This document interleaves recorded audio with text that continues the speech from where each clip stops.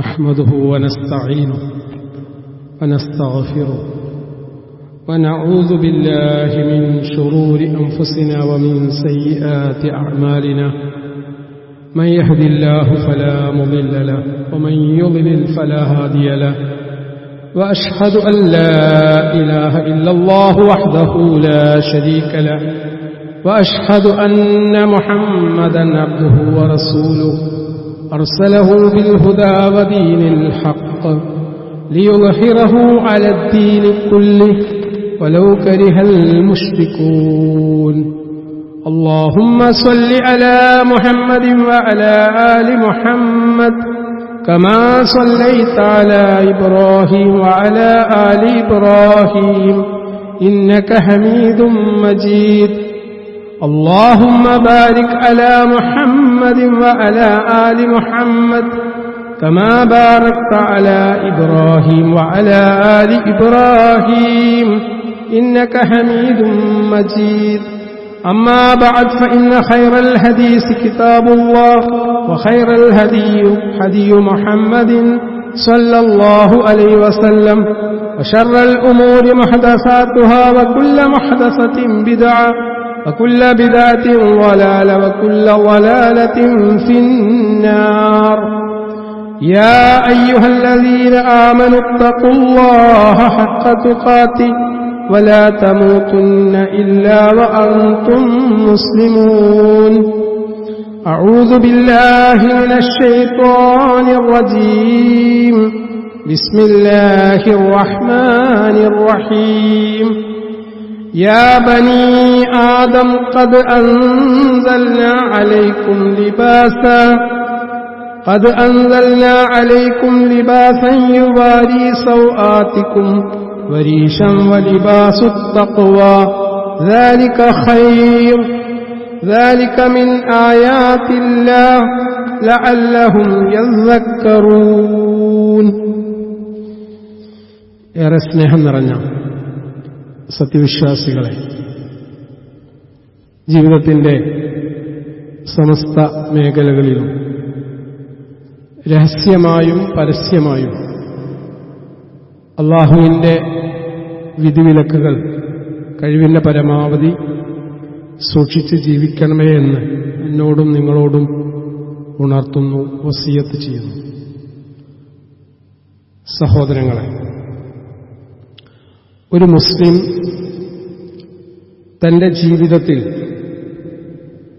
സൂക്ഷ്മത പാലിച്ചുകൊണ്ട് ജീവിക്കാൻ കൽപ്പിക്കപ്പെട്ടവനാണ്. പ്രതികൂലമായ സാഹചര്യങ്ങളിലാണെങ്കിലും അനുകൂലമായ കാലാവസ്ഥയിലാണെങ്കിലും അല്ലാഹുവിന്റെ ഹദ്ദുകളെ, അല്ലാഹുവിന്റെ നിയമനിർദ്ദേശങ്ങളെ സൂക്ഷിക്കാൻ കൽപ്പിക്കപ്പെട്ടവരാണ് നമ്മൾ ഓരോരുത്തരും. ഈ ദുനിയാവിൽ എല്ലാ രംഗങ്ങളിലും അല്ലാഹുവിന്റെ വിധിവിലക്കുകളുണ്ട്. സാധാരണ ഇംഗ്ലീഷ് പറയ ഡൂസ് ആൻഡ് ഡോൺസ്.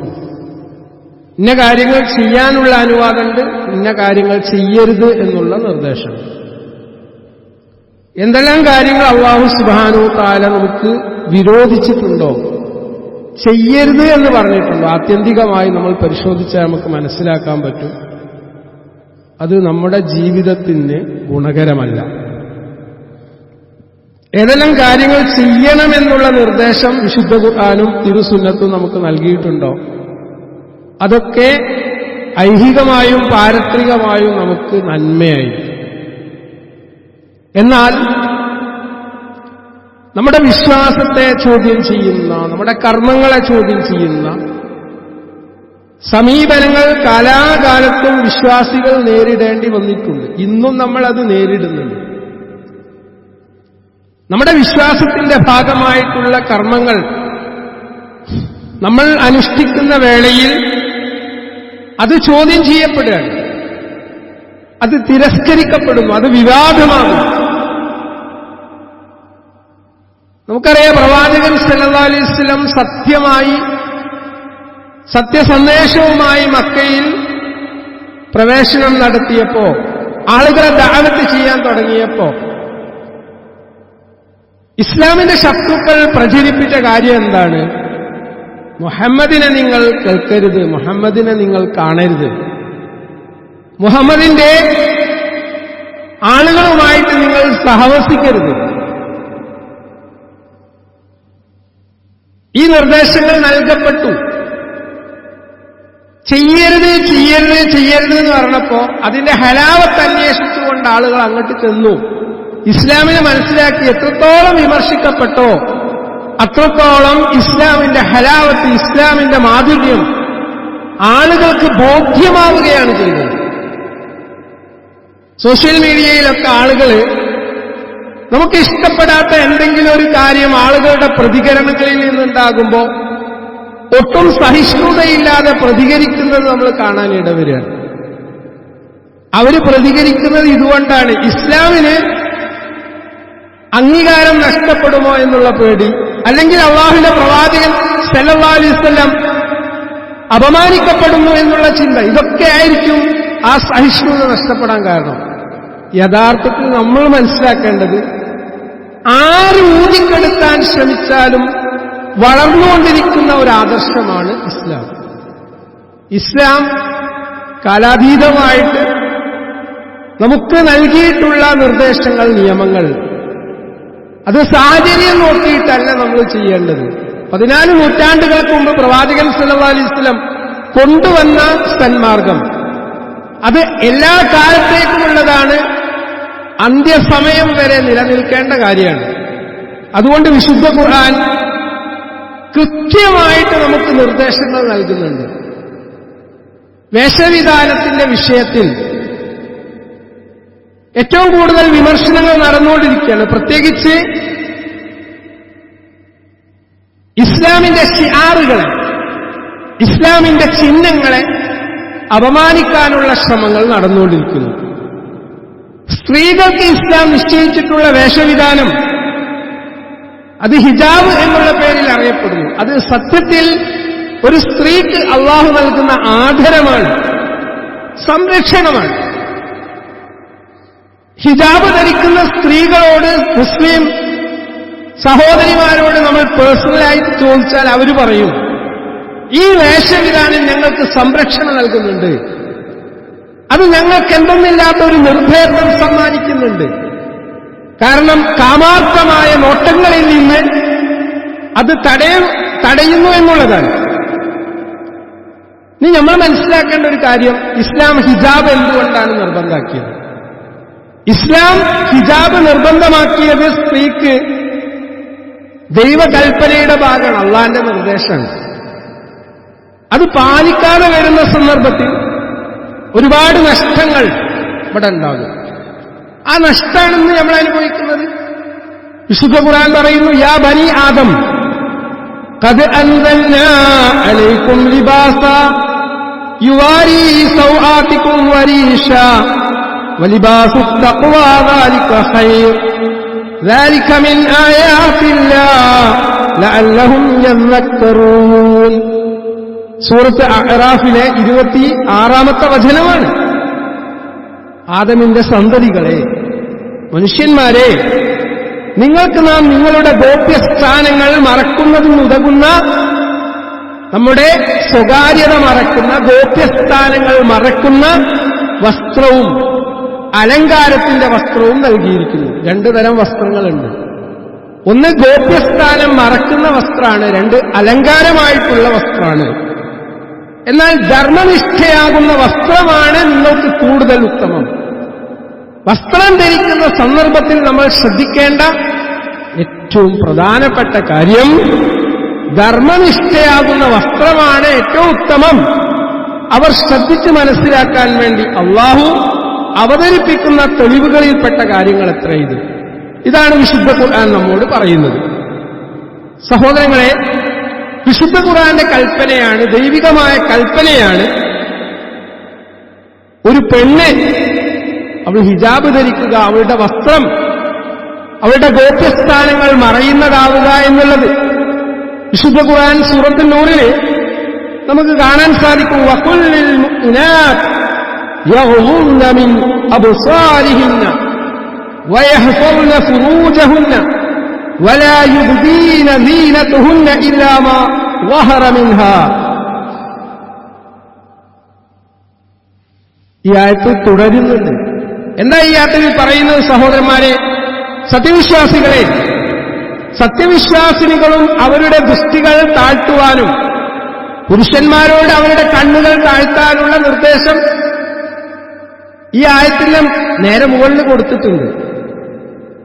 സത്യവിശ്വാസിനികളോടും അവരുടെ ദൃഷ്ടികൾ, അവരുടെ കണ്ണുകൾ താഴ്ത്താനും അവരുടെ ഗുഹ്യസ്ഥാനങ്ങൾ, ഗുഹ്യാവയവങ്ങൾ കാത്തുസൂക്ഷിക്കാനും അവരുടെ ഭംഗിയിൽ നിന്ന് പ്രത്യക്ഷമായതൊഴിച്ച്, ഏതൊരു പെണ്ണിനും ഭംഗിയുണ്ട്, ആ ഭംഗിയിൽ നിന്ന് പ്രത്യക്ഷമായ പ്രകടമായതൊഴിച്ച് പണ്ഡിതന്മാർ ഇതിനെ വിശേഷിപ്പിക്കുന്നത് മുഖവും കൈപ്പടങ്ങളും, അത് കാണിക്കാം.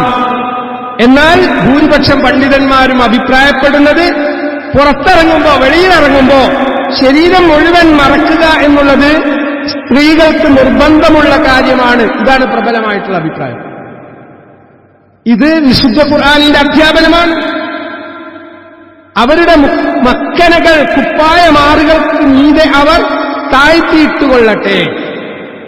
സാധാരണ നമ്മള് മാറിടം എന്ന് പറയുന്നത് ഒരു പെണ്ണിനെ സംബന്ധിച്ചിടത്തോളം ഏറ്റവും ആകർഷണീയമായിട്ടുള്ള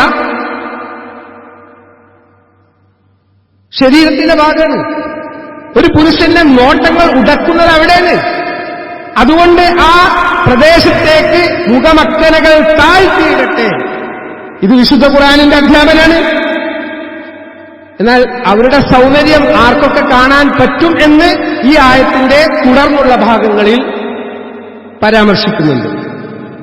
സഹോദരന്മാരെ, സൂറത്ത് അഹ്സാബ് 59-ാമത്തെ ആയത്ത്, യാ അയ്യുഹൻ നബിയ്യു ഖുൽ ലിഅസ്വാജിക വനിസാഇൽ മുഅ്മിനീൻ യുദ്നീന അലൈഹിന്ന മിൻ ജലാബീബിഹിന്ന ذلك أدنى أن يعرفن فلا يؤذين وكان الله غفورا رحيما. ഇപ്പോൾ രണ്ടാമത്തെ ആയത്താണിത്.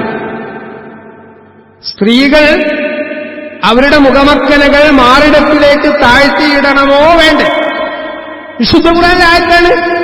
നബിയെ, നിന്റെ പത്നിമാരോടും പുത്രിമാരോടും സത്യവിശ്വാസികളുടെ സ്ത്രീകളോടും അവർ തങ്ങളുടെ മൂടുപടങ്ങൾ, ജലാബീബ് എന്നുള്ള പദമാണ് ഇവിടെ ഉപയോഗിച്ചത്. എന്താ ജലാബീബ് എന്ന് പറഞ്ഞാൽ? ശരീരം മൊത്തത്തിൽ ചുറ്റിപ്പൊതിയുന്ന വസ്ത്രത്തിനാണ് ജലാബീബ് എന്ന് പറയുന്നത്. കഴുത്തും മാറിടവും മറക്കുന്ന വസ്ത്രങ്ങൾക്കും ഈ അർത്ഥം കൽപ്പിക്കപ്പെട്ടിട്ടുണ്ട്. ഏതായാലും മുഖമക്കനകൾ മാറിടത്തിലേക്ക് താഴ്ത്തിയിടണം എന്ന് വിശുദ്ധ ഖുർആനാണ് നമ്മോട് കൽപ്പിക്കുന്നത്. ഇത് പെണ്ണിന്റെ, മുസ്ലിമായ ഒരു പെണ്ണിന്റെ വേഷവിധാനമാണ്. ഇസ്ലാം സ്ത്രീയുടെ സൗന്ദര്യത്തിന് പ്രാധാന്യം നൽകുന്നതിന് പകരം അവളുടെ സ്വഭാവത്തിനും ബുദ്ധിക്കും കഴിവിനും പ്രാധാന്യം നൽകുന്നു എന്നുള്ളതാണ് നമ്മൾ മനസ്സിലാക്കേണ്ടത്. ഇന്ന് നമ്മൾ ജീവിക്കുന്ന ഒരു കാലഘട്ടത്തിൽ പ്രകടനപരത, എക്സിബിഷനിസം, ഉള്ളിലുള്ള സൗന്ദര്യം പരമാവധി മറ്റുള്ളവരെ കാണിക്കാനുള്ള ത്വര, കൺസ്യൂമറിസത്തിന്റെ കാലഘട്ടത്തിൽ ഉപഭോഗ സംസ്കാരത്തിന്റെ ഭാഗമായിട്ട് വളർന്ന് പന്തലിച്ചുകൊണ്ടിരിക്കുകയാണ്. പുരുഷൻ ഏറ്റവും മാന്യമായിട്ടുള്ള വസ്ത്രം ധരിക്കുമ്പോൾ സ്ത്രീ അവളുടെ സൗന്ദര്യം പരമാവധി മറ്റുള്ളവരെ മോഹിപ്പിക്കുന്ന രൂപത്തിൽ നടത്തിക്കൊണ്ടിരിക്കുന്നു. എന്താണ് ഈ പർദ്ദ ധരിക്കുന്നത് കൊണ്ടുള്ള ഗുണങ്ങൾ? എന്താണതിന്റെ ഗുണം? ഒന്ന്, അള്ളാന്റെ കൽപ്പനയോടുള്ള അനുസരണമാണ്. ഞാനിവിടെ ഓതിക്കൽപ്പിച്ച രണ്ടായത്തുകൾ അള്ളാഹുവിന്റെ വ്യക്തമായിട്ടുള്ള കൽപ്പനകളാണ്. അപ്പൊ ഒരാള് പർദ്ദ അല്ലെങ്കിൽ ജലാബീബ് ഉപയോഗിക്കുന്ന പക്ഷം എന്താണ് അവിടെ സംഭവിക്കുന്നത്? ആ വ്യക്തിക്ക്, ആ പെണ്ണിന്, സഹോദരിക്ക് ആത്മീയമായ സംതൃപ്തിയും അള്ളാഹുവിൽ നിന്നുള്ള പ്രതിഫലവും ലഭിക്കുന്നു. ഈ ദുനിയാവിൽ ഏതൊരു പെണ്ണും അവരുടെ സൗന്ദര്യം മാക്സിമം എത്ര വർഷങ്ങൾ കിട്ടും? ഒരു പെണ്ണിന്റെ യൗവനം 15 വയസ്സ് മുതൽ ഒരു 35-40 വയസ്സ് വരെയാണെങ്കിൽ ഒരു 25-30 വർഷമേ കിട്ടുള്ളൂ. ഈ വർഷങ്ങളിൽ ഒരു പെണ്ണിനോട് അവളുടെ സൗന്ദര്യം തന്റെ ഭർത്താവിനല്ലാതെ മോഹിപ്പിക്കുന്ന രൂപത്തിൽ കാണിക്കരുത് എന്നുള്ള നിർദ്ദേശം നൽകിയത് എന്തിനാണ്? കുടുംബ സിസ്റ്റത്തിന്റെ, കുടുംബ ഭദ്രതയുടെ താല്പര്യം സംരക്ഷിക്കാൻ കൂടിയാണ്.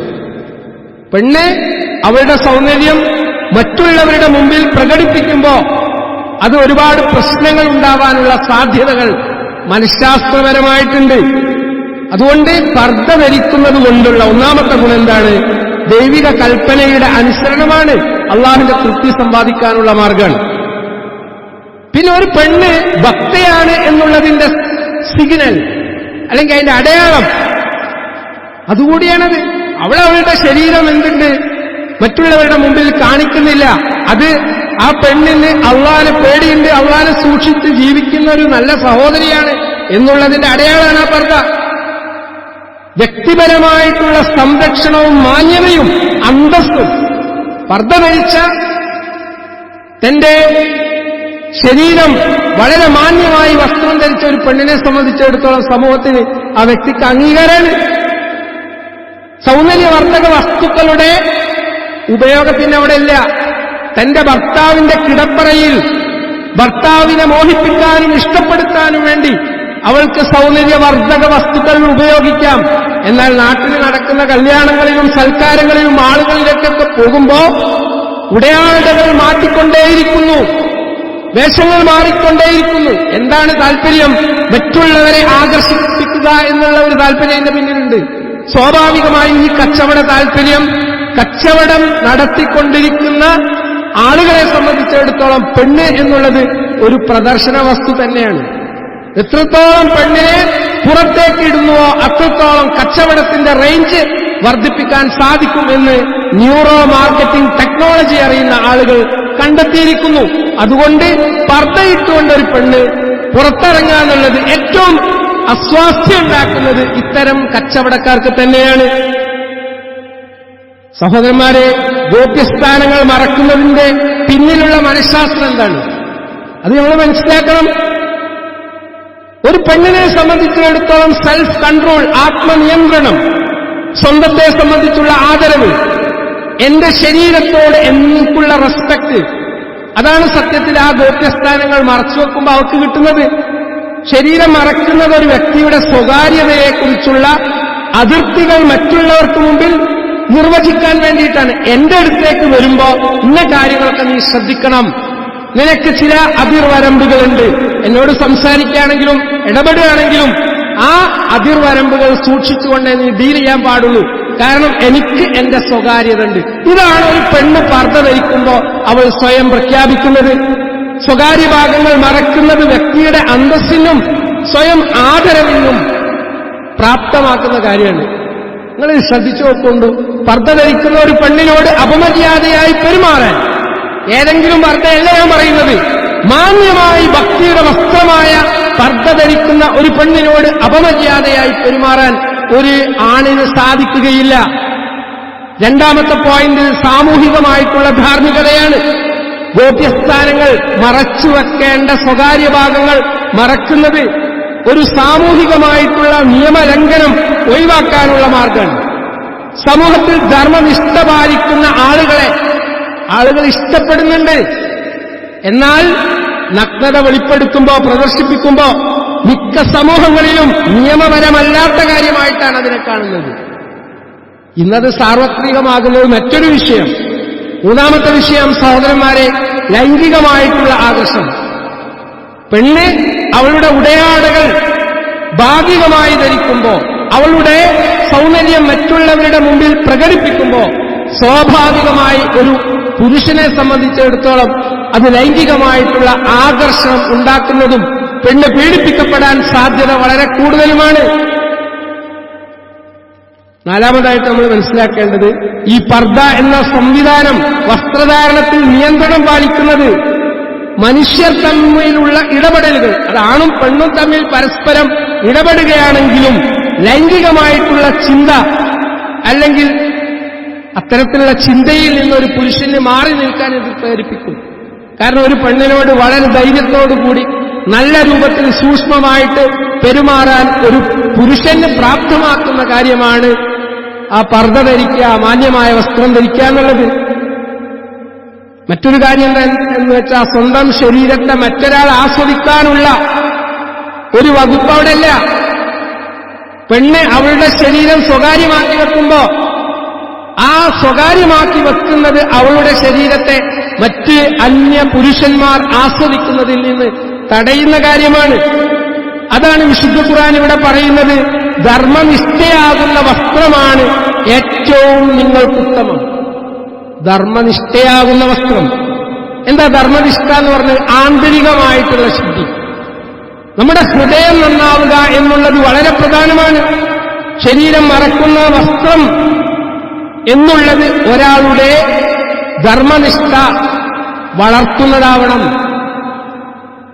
ധർമ്മനിഷ്ഠയുള്ള വസ്ത്രമാണ് യഥാർത്ഥ അലങ്കാരം എന്ന് പറയുമ്പോ തഖ്വ എന്നത് എന്താ? തഖ്വ എന്ന് പറഞ്ഞാൽ ഒരു വ്യക്തിയുടെ ആത്മാവിനും സ്വഭാവത്തിനുമുള്ള, അല്ലേ, അയാളുടെ ആത്മാവ് എന്ന് പറഞ്ഞാൽ ഒരു മനുഷ്യന്റെ ആത്മീയമായിട്ടുള്ള തലങ്ങൾ ഉയർന്ന ചിന്തയിലേക്ക് കൊണ്ടുവരാനുള്ള ഒന്നായിട്ട് വസ്ത്രം മാറേണ്ടതുണ്ട്.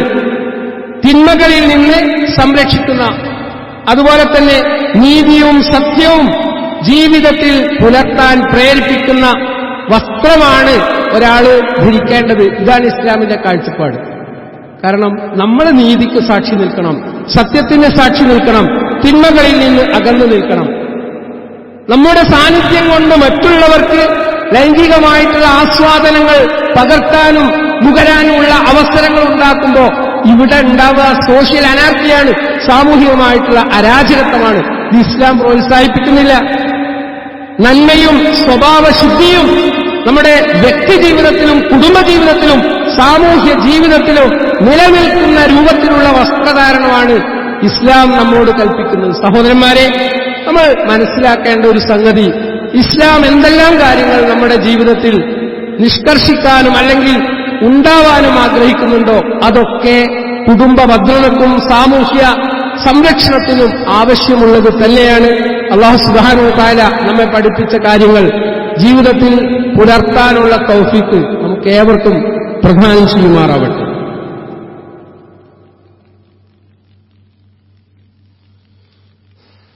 അൽഹംദുലില്ലാഹി റബ്ബിൽ ആലമീൻ വസ്സലാത്തു വസ്സലാമു അലാ റസൂലില്ലാഹി വഅലാ ആലിഹി വഅസ്ഹാബിഹി അജ്മഈൻ. യാ അയ്യുഹല്ലദീന ആമനൂ തഖുല്ലാഹ ഹഖ്ക തുഖാതിഹി വലാ തമൂതുന്ന ഇല്ലാ വഅൻതും മുസ്ലിമൂൻ. സ്നേഹം നിറഞ്ഞ സത്യവിശ്വാസികളെ, അള്ളാഹുവിന്റെ വിധിവിലക്കുകൾ സൂക്ഷിച്ച് ജീവിക്കണമെന്ന് ഒരിക്കൽ കൂടി ഉണർത്തുന്നു, വസിയത്ത് ചെയ്യുന്നു. عن معاذ بن أنس رضي الله عنه عن النبي صلى الله عليه وسلم ومن لبس ثوبا فقال الحمد لله الذي كساني هذا ورزقنيه من غير حول مني ولا قوة غفر الله له ما تقدم من ذنبه. അബൂ ദാവൂദ്. പ്രവാചകൻ സല്ലല്ലാഹു അലൈഹി വസല്ലം നമ്മെ പഠിപ്പിക്കുകയാണ്, ആരെങ്കിലും വസ്ത്രം ധരിക്കുകയും ആ വസ്ത്രം ധരിച്ചതിന് ശേഷം അൽഹംദുലില്ലാഹില്ലദീ കസാനി ഹാദാ വറസഖനീഹി മിൻ ഗൈരി ഹൗലിൻ മിന്നി വലാ ഖുവ എന്ന് പറയുകയും ചെയ്താൽ എന്താണ് അതിന്റെ അർത്ഥം? ഒരു കഴിവും ശക്തിയും എനിക്ക് അല്ലാഹു തരാത്ത ഒരു കഴിവ്, അതുപോലെ തന്നെ ഒരു ശക്തി അല്ലാഹു തന്ന കഴിവുകൊണ്ടാണ് സത്യത്തിൽ ഞാൻ ഈ വസ്ത്രം ധരിച്ചത്, ഈ വസ്ത്രം എനിക്ക് ലഭിച്ചത്. ഈ വസ്ത്രം എനിക്ക് നൽകുകയും അണിയിക്കുകയും ചെയ്ത അള്ളാഹുവിനാണ് സർവസ്തുതിയും. ഇപ്പൊ നിങ്ങൾ ആലോചിച്ച് നോക്കി, ചില ആളുകൾ പക്ഷാഘാതമൊക്കെ വന്നിട്ട് ഒരു വസ്ത്രത്തിന്റെ കുടുക്ക് പോലും ഇടാൻ കഴിയാത്ത ആളുകൾ, കാരണം അയാളുടെ ഫിംഗർ ടിപ്സ് വർക്ക് ചെയ്യുന്നില്ല. അപ്പൊ വസ്ത്രം ധരിക്കാനുള്ള ആ ഒരു കഴിവ്, ആ ഒരു യോഗ്യത, അതിനുള്ള ത്വാഖത്ത് നമുക്ക് നൽകിയ അള്ളാഹുവെ നിനക്കാണ് സർവസ്തുതിയും. ഇങ്ങനെ ഒരാൾ പറഞ്ഞിട്ടുണ്ടെങ്കിൽ അയാളുടെ മുൻ കഴിഞ്ഞ പാപങ്ങൾ പൊറുക്കപ്പെടുന്നതാണ്. ഇപ്പൊ എന്താ അവിടെ മനസ്സിലായത്? ഒരു വസ്ത്രം ധരിക്കുന്ന സന്ദർഭത്തിൽ പോലും സുന്നത്തുണ്ട്. മിനിമം ബിസ്മില്ല എന്ന് പറയാൻ നമുക്ക് സാധിക്കും. നല്ല കാര്യങ്ങളൊക്കെ തുടങ്ങുമ്പോൾ ബിസ്മില്ല ചൊല്ലുന്നത്, അൽഹംദുലില്ലാഹ് എന്ന് ചൊല്ലുന്നത് അള്ളാഹുവിന്റെ തൃപ്തി കരസ്ഥമാക്കാനുള്ള ഒരു കാര്യമായിട്ടാണ് പ്രവാചകൻ സല്ലല്ലാഹു അലൈഹി വസല്ലം പഠിപ്പിച്ചത്. രണ്ടാമത്തെ ഒരു പോയിന്റ് അനസ് റളിയല്ലാഹു അൻഹു റിപ്പോർട്ട് ചെയ്യപ്പെടുകയാണ്. അന്നഹു നഹാ അൻ യശ്റബ റജുലു ഖായിമൻ. ഒരു മര്യാദ പഠിപ്പിക്കുന്നു. നിന്നുകൊണ്ട് കുടിക്കുന്ന കാര്യത്തെ പ്രവാചകൻ സല്ലല്ലാഹു അലൈഹി വസല്ലം വിലക്കിയിട്ടുണ്ട്. വെള്ളം കുടിക്കുന്ന സമയത്ത് നമ്മൾ മാന്യമായി ശ്രദ്ധിക്കേണ്ട ഒരു കാര്യം ഇരുന്ന് കുടിക്കാൻ വേണ്ടിയിട്ട് നമ്മൾ ശ്രദ്ധിക്കും. റസൂൽ സല്ലല്ലാഹു അലൈഹി വസല്ലം ഇരുന്ന് കുടിക്കാനാണ് കൽപ്പിച്ചിരിക്കുന്നത്. അപ്പൊ അള്ളാഹിനോടുള്ള നന്ദിയിൽപ്പെട്ട കാര്യമാണ് ഇന്ന് ബിസ്മില്ല ചൊല്ലുക, ഇരുന്നു കൊണ്ട് കുടിക്കുക എന്നുള്ളത്. ഇത് രണ്ടാമതായി നമ്മൾ മനസ്സിലാക്കേണ്ട ഒരു സുന്നത്താണ്. അതുപോലെ സഹോദരന്മാരെ, നമ്മുടെയൊക്കെ ജീവിതത്തിൽ എപ്പോഴും നമ്മൾ കൊണ്ടുവരേണ്ടത് പ്രാർത്ഥന തന്നെയാണ്. പ്രാർത്ഥന എന്നുള്ളതാണ് നമ്മുടെ ജീവിതം നന്നായി തീരാൻ വേണ്ടി നമ്മൾ പ്രാക്ടീസ് ചെയ്യേണ്ട കാര്യം. പ്രവാചകൻ സല്ലല്ലാഹു അലൈഹി വസല്ലം സദാ സന്ദർഭത്തിലും അനുയായികളെ ഉത്ബോധിപ്പിച്ചത് പ്രാർത്ഥനയുടെ പ്രാധാന്യമാണ്. അങ്ങനെയുള്ള പ്രാർത്ഥനയാണ് അല്ലാഹുമ്മ അസ്ലിഹ് ലി ദീനി അല്ലദീ ഹുവ ഇസ്മത്തു അംരി വഅസ്ലിഹ് ലി ദുനിയായ അല്ലതീ ഫീഹാ മആശി വഅസ്ലിഹ് ലി ആഖിറത്തി അല്ലതീ ഫീഹാ മആദി വജഅലിൽ ഹയാത സിയാദതൻ ലി ഫീ കുല്ലി ഖൈരിൻ വജഅലിൽ മൗത റാഹതൻ ലി മിൻ കുല്ലി ശർ. ഇത് റസൂൽ സല്ലല്ലാഹു അലൈഹി വസല്ലം പഠിപ്പിച്ച സുപ്രധാനമായിട്ടുള്ള ഒരു പ്രാർത്ഥനയാണ്. എന്താണ് അള്ളാഹിനോട് നമ്മൾ ദുആ ചെയ്യുന്നത്? പടച്ചോനെ, അല്ലാഹുവേ, എന്റെ കാര്യങ്ങൾക്ക് സുരക്ഷിതമായിട്ടുള്ള, എന്റെ കാര്യങ്ങളൊക്കെ നിർവഹിക്കാൻ എനിക്ക് സുരക്ഷിതമായിട്ടുള്ള എന്റെ ദീനിനെ പടച്ചോനെ അല്ലാഹുവേ നീ എനിക്ക് നന്നാക്കണം. എന്റെ ദീനിയായിട്ടുള്ള കാര്യങ്ങൾ അത് നീ എനിക്ക് നന്നാക്കി തരണം. എന്റെ ജീവിതമുള്ള ദുനിയാവിനെയും നീ എനിക്ക് നന്നാക്കി തരണം. ചോദിച്ചാലേ അല്ലാഹു സുബ്ഹാനഹു വ തആല ഇതൊക്കെ തരുള്ളൂ. അപ്പൊ ഒന്ന് എന്റെ ദുനിയാവിനെ നന്നാക്കണം, എന്റെ ദീനിനെ നീ നന്നാക്കി തരണം. നീ ഞാൻ മടങ്ങിപ്പോകുന്ന എന്റെ പരലോകത്തെയും നീ നന്നാക്കി തരണം അല്ലാഹുവേ. എല്ലാ നന്മകളുടെ വിഷയത്തിലും ജീവിതത്തിൽ നന്മകൾ വർദ്ധിപ്പിക്കാനുള്ള അവസരങ്ങൾ അല്ലാഹുവേ നീ എനിക്ക് നൽകണം. ഷർറായ കാര്യങ്ങളിൽ നിന്ന് വിട്ടുനിൽക്കാനും ഖൈറായ കാര്യങ്ങൾ കൂടുതൽ ചെയ്യാനുള്ള തൗഫീക്ക്, അതിനുള്ള അവസരം, അതിനുള്ള സന്ദർഭം അല്ലാഹുവേ നീ എനിക്ക് നൽകണമേ. എല്ലാ വിപത്തുകളിൽ നിന്നും മരണത്തിലൂടെ നീ എനിക്ക് ആശ്വാസം നൽകണമേ എന്നുള്ള ഒരു നല്ല പ്രാർത്ഥന റസൂൽ സല്ലല്ലാഹു അലൈഹി വസല്ലം നമ്മെ പഠിപ്പിച്ചിട്ടുണ്ട്. ഇത്തരത്തിലുള്ള പ്രാർത്ഥനകൾ അറിയാത്തവർ, അതിനൊക്കെ ഇന്ന് ആപ്പുകൾ ലഭ്യമാണ്, പുസ്തകങ്ങൾ ലഭ്യമാണ്. നമ്മളതൊക്കെ നോക്കി നമ്മളുടെ ജീവിതത്തിൽ പകർത്താൻ പ്രത്യേകം ശ്രദ്ധിക്കേണ്ടതുണ്ട്. അല്ലാഹു സുബ്ഹാനഹു വ തആല കാര്യങ്ങൾ ഉൾക്കൊണ്ട് ജീവിതത്തിൽ പരിവർത്തനങ്ങൾ കൊണ്ടുവരാനുള്ള മഹാഭാഗ്യം നമുക്ക് ഏവർക്കും പ്രദാനം ചെയ്യുമാറാവട്ടെ. രോഗികളായിരിക്കുന്ന സഹോദരങ്ങൾ, പള്ളിയിൽ വരാൻ പറ്റാത്തവരുണ്ട്, ദുആ കൊണ്ട് വസിയത്ത് ചെയ്തവരുണ്ട്, അവർക്കൊക്കെ വേണ്ടി നമ്മൾ ആത്മാർത്ഥമായി ദുആ ചെയ്യേണ്ടതുണ്ട്. രോഗികളായ നമ്മുടെ എല്ലാ സഹോദരങ്ങൾക്കും അല്ലാഹു എത്രയും പെട്ടെന്ന് ആശ്വാസം നൽകുകയും ആഫിയത്ത് നൽകുകയും പ്രദാനം ചെയ്യുമാറാവട്ടെ. ഈ പള്ളിയിൽ ഒരുമിച്ച് കൂടിയതുപോലെ ജന്നാത്തുൽ ഫിർദൗസിൽ ഒരുമിച്ച് കൂടാനുള്ള മഹാഭാഗ്യം, അനുഗ്രഹം അല്ലാഹു നമുക്ക് എല്ലാവർക്കും പ്രദാനം ചെയ്യുമാറാവട്ടെ. അല്ലാഹുമ്മ വഫ്റിൽ മുഅ്മിനീന വൽ മുഅ്മിനാത്ത് വൽ മുസ്ലിമീന വൽ മുസ്ലിമാത്ത് അൽ അഹ്യാഅ മിൻഹും വൽ അംവാത്ത് ഇന്നക മുജീബുദ് ദഅവാതി യാ ഖാദിയൽ ഹജാത്ത് തവഫനാ മുസ്ലിമൻ വഅൽഹിഖ്നാ ബിസ്സാലിഹീൻ. ربنا تقبل منا إنك أنت السميع العليم وتب علينا إنك أنت التواب الرحيم. اللهم أجرنا من النار، اللهم أجرنا من النار، اللهم أجرنا من النار. ربنا آتنا في الدنيا حسنة وفي الآخرة حسنة وقنا عذاب النار. وصلى الله على محمد وعلى آله وأصحابه أجمعين.